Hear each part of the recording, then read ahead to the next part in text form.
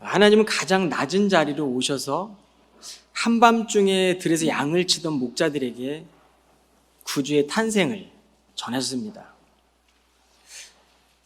여러분, 왜 한밤중에 그것도 목자들에게 주의 천사들이 예수의 탄생을 전했을까요? 여러분이 성탄은 하나님께서 우리를 찾아오신 역사적인 사건이고 예언의 성취입니다. 당시 로마 황제가 인구조사 칙령을 내리는데요. 요셉과 만삭이었던 마리아는 갈릴리 나사렛에서부터 유대 베들레헴으로 호족 등록을 하기 이동을 합니다. 그런데 결과적으로 보면 미가 선지자를 통해 예언했던 예수의 탄생을 이루는 일이 되었습니다. 여러분, 하나님은 로마 황제의 칙령까지 사용하셔서 하나님의 말씀을 이루셨습니다. 들에서 양을 치던 목자들에게 천사들이 나타났고 예수님의 탄생을 말씀할 때 목자는 처음에 두려웠어요. 하나님의 임재 앞에 두려웠지만 그 탄생의 기쁜 소식을 달려가 유대 베들레헴 마을 구유에 있던 요셉과 마리아에게 전합니다. 그 찬송은 이렇습니다. 지극히 높은 곳에서는 하나님께 영광이요, 땅에서는 주님이 기뻐하시는 모든 사람들에게 평화로다. 여러분, 우리가 살아가는 이 시대는 사건과 사고로 둘러져 있는 것 같습니다. 우리가 살아가는 미국 땅도 그렇고 이 캠브리지 지역도 그렇습니다. 그런데 오늘 예수님의 탄생의 기쁜 소식이 우리 안에 새로운 힘이 되시길, 그리고 우리 안에 하늘의 평화로 임하기를 축원합니다. 한 해를 돌아보면 우리의 삶에도 참 많은 순간들이 있었습니다. 하나님을 붙들고 산다고 생각했지만 힘든 순간 앞에 서보니 언제나 나의 하나님이 우리를 먼저 찾아오심을 알게 되었고, 믿음이 단단하다고 여겼지만 속사람은 시련 앞에 참 많이 흔들렸고, 기도하기보다는 내 경험을 의지했으며, 우리가 예배를 드리고 있지만 예배보다는 내 삶이 더 중요하고 분주했던 날들이 많았습니다. 힘들고 어려운 때에는 나의 삶만이 고단하고 외롭다 생각했지만 우리의 주변에는 여전히 홀로 눈물 흘리는 이웃들이 많습니다. 당시 가난한 계층이었던 목자들에게 이 주님의 기쁜 성탄의 소식을 전했던 그 놀라운 천사들의 소리가 오늘 우리의 마음에도 울려 퍼지기를 주의 이름으로 축원합니다. 여러분, 성탄의 의미는 하나님이 사랑을 흘려보내는 자리까지 나아가는 것입니다. 왜냐하면 우리가 믿는 하나님이 사랑이시기 때문입니다.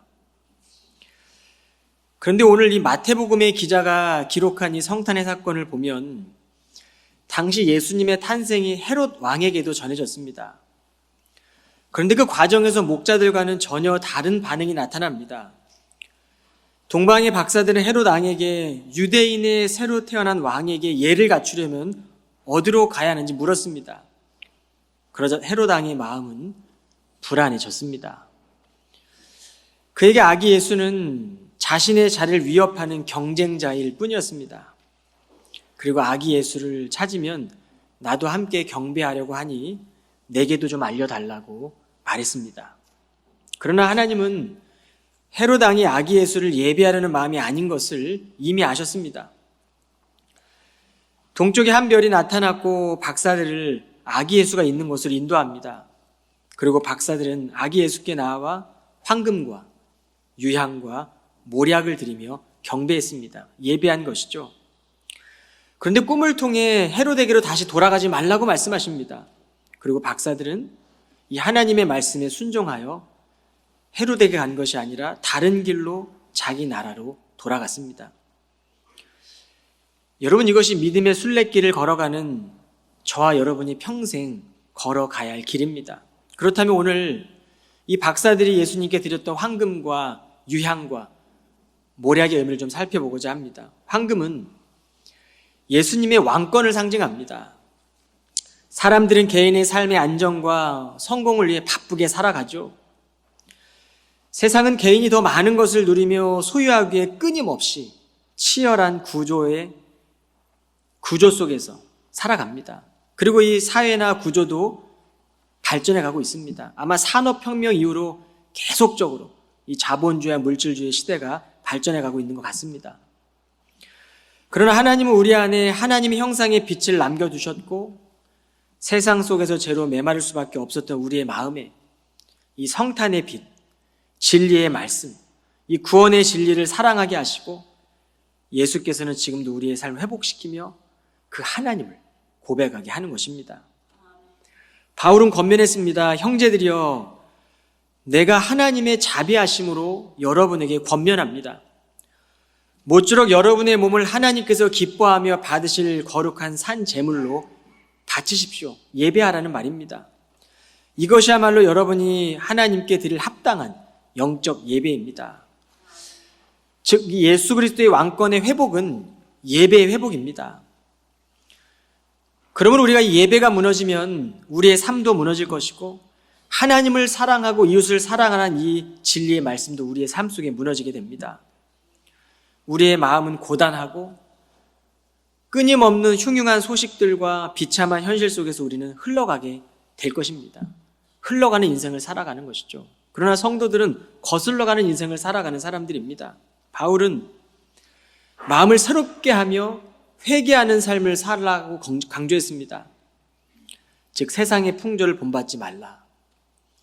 물질이 왕이 돼버린 이 치열한 경쟁 사회 속에서도 거룩한 뜻을 따라 살아가라라고 말씀한 것입니다. 헤롯 왕은 입술로는 나도 가서 아기 예수를 경배하겠다라고 말했지만 그의 마음에는 참된 예배가 아니라 두려움과 살이가 자리하고 있었습니다. 그런데 우리 하나님은 겉모습이 아니라 마음 중심을 보시는 분이십니다. 그러므로 오늘 우리가 진심으로 예배할 때 주님의 평화를 우리에게 내려주십니다. 우리는 매 순간 마음속 깊은 곳에서 끊임없이 올라오는 세상의 유혹과 말씀 사이에서 삶의 주인이신 예수 그리스도, 우리를 구원하신 예수 그리스도, 답이 없는 인생을 살았는데 이제는 길이 되시는 그 주님을 우리가 믿었고 우리를 구원해 주신 그 주님을 우리가 붙들고 살아가는 존재가 되었습니다. 그러므로 성탄의 주님 오신 주님을 믿음으로 우리는 삶의 참된 목적을 선택해야 합니다.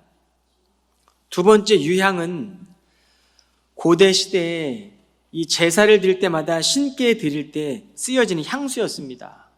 이 유향은 예수님의 신성을 상징합니다. 목자들은 성탄의 소식을 들었을 때 그 하나님의 임재 앞에서 인간적인 두려움을 느꼈습니다. 하나님의 영광을 본다는 것, 구약의 사람들에게는 죽음을 의미했습니다. 거룩하신 하나님 앞에 선다는 것. 우리가 오늘 이 성탄절 예배를 통해 거룩하신 하나님의 임재 앞에 선다는 것. 그것은 바로 우리의 모든 상황을 압도하는 경험일 것입니다. 우리 예배가 그렇습니다. 성령의 임재하심이 임할 때 닫혀있던 우리의 마음이 열려지고 끊임없이 우리의 마음을 두드리며 파도처럼 몰려오는 그 성령의 압도하심 앞에 우리의 생각이 새로워지고 슬프고 인생의 불확실함 속에서도 세상이 알 수 없는 기쁨, 그리고 하나님과 화평케 했던 그 평안으로 우리를 바꿔주십니다.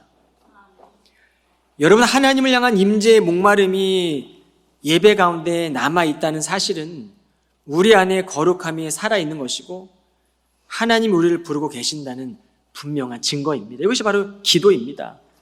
기도는 호흡이지 않습니까? 우리가 이 생각하지 않고 이 임재하심을 갈망하지 않고 우리가 어떻게 살아있다고 말씀할 수 있겠습니까? 여러분, 영적인 호흡, 기도, 하나님을 갈망하시고 성령의 임재하심을 갈망하시기 바랍니다. 모략은 예수의 고난과 죽음을 상징합니다. 당시 사람들은 모략을 죽은 시체에 발라 방부제로 썼습니다. 여러분, 예배하며 수천 년 전에 우리를 위해 죽으신 그리스도의 순환과 죽음이 나의 죽음으로 경험되어진다면 여러분, 그 주님의 사랑이 더 진하게 다가오지 않겠습니까?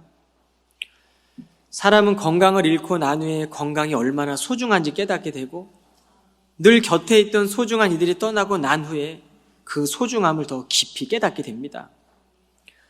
여러분, 주님의 죽으심은 우리의 믿음을 다시 살리는 힘이 될 것이고 사랑할 수 없는 본성을 지닌 우리를 사랑하도록 이끌어 주십니다. 예수께서 십자가에 달리실 때 내가 목마르다라고 외쳤던 그 외침이 우리가 이 믿음의 길을 걸어가면서 수많은 갈증과 마음의 상처와 불과 같은 믿음의 시련 속에서도 우리가 그 주님의 죽음과 순환을 깊이 묵상할 때 그리스도의 사랑이 우리를 압도하는 것입니다. 이것이 바로 모략에 담긴 의미입니다. 이사야 선지자는 예수 그리스도의 오심을 이렇게 예언했습니다. 그가 찔림은 우리의 허물 때문이요, 그가 상함은 우리의 죄악 때문이라. 그가 징계를 받음으로 우리는 평화를 누리고 그가 채찍에 맞음으로 우리는 나음을 받았도다. 허물 없는 사람이 어디 있겠습니까? 죄가 없는 사람이 어디 있겠습니까? 죄는 우리가 세상에서 막 살았다는 그런 것이 아니라 하나님을 모르고 살았던 그 죄, 그 죄가 없는 사람이 어디 있겠습니까?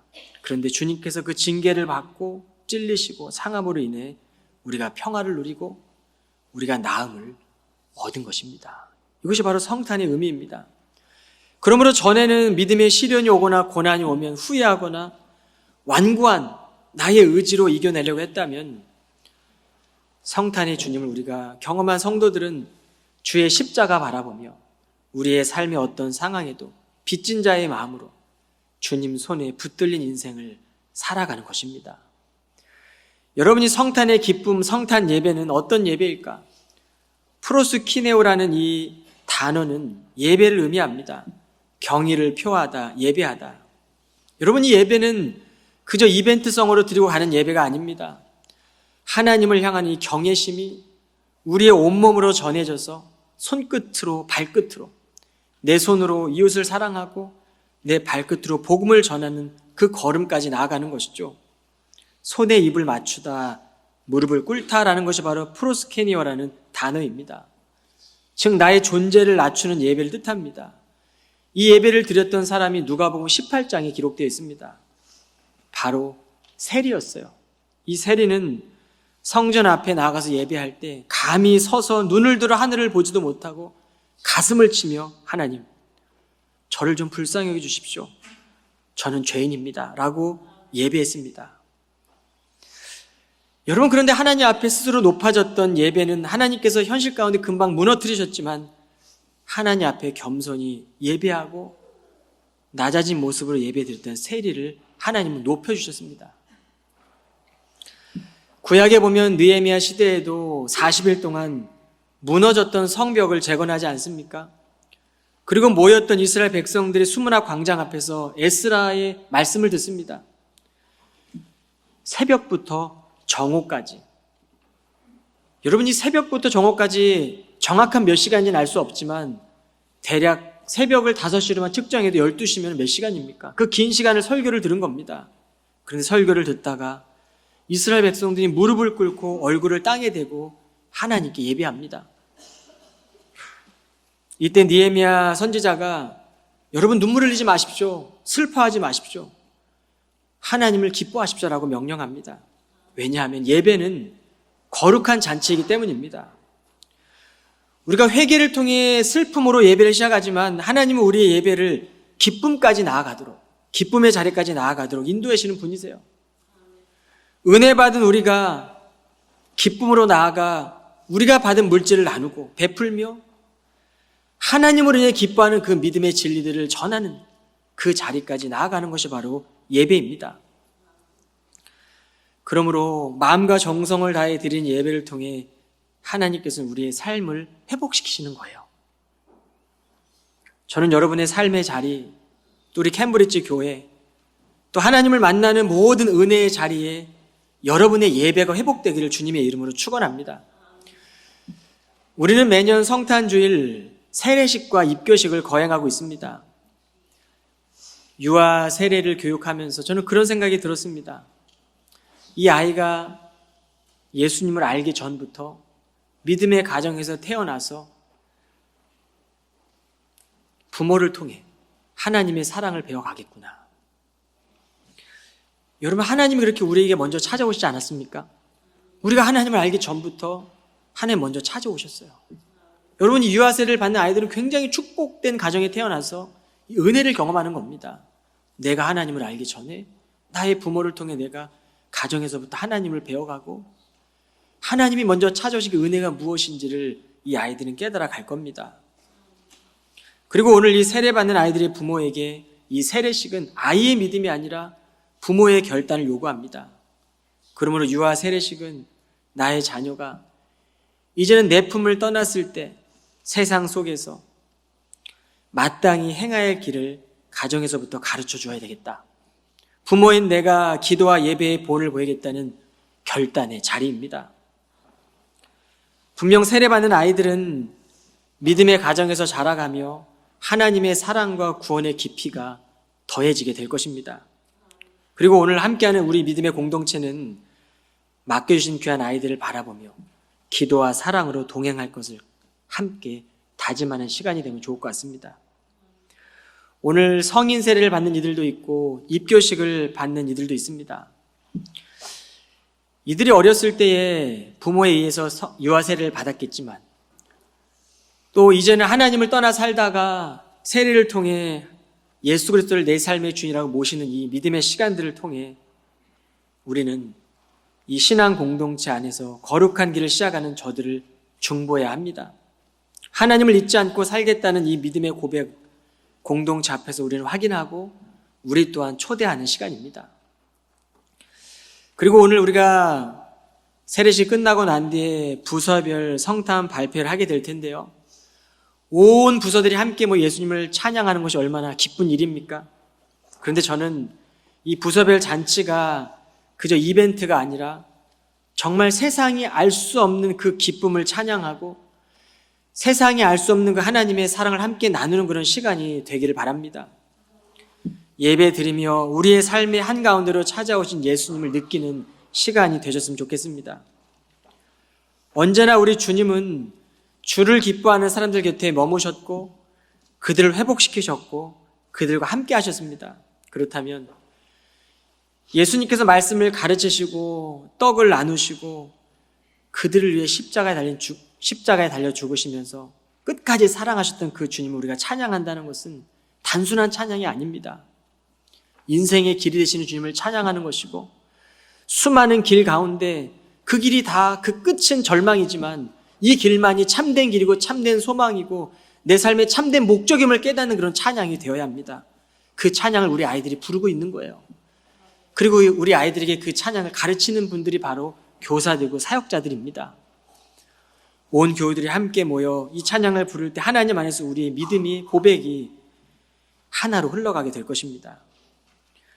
여러분, 예수님이 우리에게 찾아온 이 기쁨의 소식은요, 구원을 이루신 평화의 사건입니다. 여러분이 성탄의 한 주간을 보내시면서 그리고 오늘 이 부서별 발표를 보시면서 또 세례식과 입교식을 함께 참여하면서 단 한 가지 것을 기억하십시다. 이 기쁨의 누림이 우리로부터 시작되는 것이 아니라 주님으로부터 시작된 것이고 우리는 이 기쁨을 누림으로 하나님께 영광 돌리는 삶으로 살아가야 되겠다고 다짐하십시오. 지극히 높으신 곳에서는 하나님께 영광이요 땅에서는 주님이 기뻐하시는 모든 사람들에게 평화로다. 여러분이 성탄의 한 주간만이라도 한밤중에 들판의 목자들에게 찾아와서 양을 치던 목자들을 깨우고 기쁨의 소식을 전했던 천사들의 목소리가 들려지기 원합니다. 그 기쁨의 소식이 여러분의 삶에도 들려지기 원합니다. 인생의 어두운 밤을 걸어가고 있는 교우들에게도 평탄한 인생길을 걸어가고 있는 교우들에게도 구원자가 되시는 이 성탄의 은혜가 여러분의 삶에 그리고 여러분을 통해 외로운 이웃들의 삶 속에도 전해지기를 주님의 이름으로 축원합니다. 기도하겠습니다. 참 좋으신 하나님, 이 땅에 보내주신 하나님의 은혜를 다시금 묵상합니다. 어둠 속에 빛으로 오신 주님을 바라봅니다. 세상에 알 수 없는 기쁨과 참된 평화를 주신 하나님을 찬양합니다. 우리의 마음이 늘 주님의 말씀에 민감하게 살아가게 하시고 낮고 겸손한 모습으로 오신 주님을 본받아 사랑과 섬김의 삶을 살게 하옵소서. 우리의 가정과 교회와 이 땅 가운데 주님의 평화가 흘러가게 하옵소서. 예수 그리스도 이름으로 기도하옵나이다. 아멘.